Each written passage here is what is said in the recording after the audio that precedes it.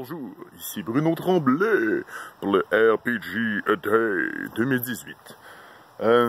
Alors, la question d'aujourd'hui, le 11 août, c'est un nom fou de personnage, ou un nom bizarre, ou on peut le prendre comme on veut.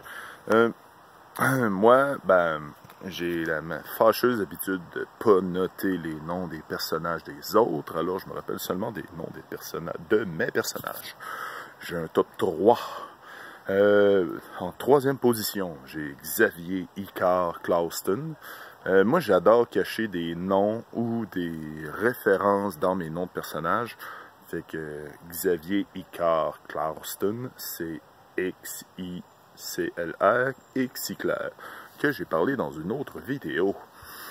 Haha! Alors, numéro 2, j'avais un village dans une ancienne partie que leur nom de famille, c'était tous des Onof Huggses.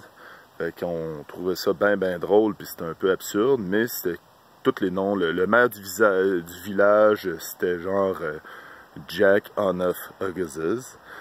Il y avait le barman, que c'était Jeff Onof Huggses. En tout cas, c'était pas mal tout ça. C'était ben drôle, puis ça s'écrit pas vraiment, parce que c'est plus un son que d'autres choses. Mais c'était... Moi, ça m'a bien fait rire. Et aussi, les autres joueurs aussi, ça faisait bien rire, parce que tout le village au complet, c'était des Onof Huggses. Et mon top 1, mon première position, c'est un guerrier que j'ai joué dans une partie quand j'étais plus jeune en colocation avec un de mes amis. Il y avait un de nos amis communs qui nous a fait une partie qu'en gros, il fallait aller chercher des objets magiques qui avaient tout rapport avec les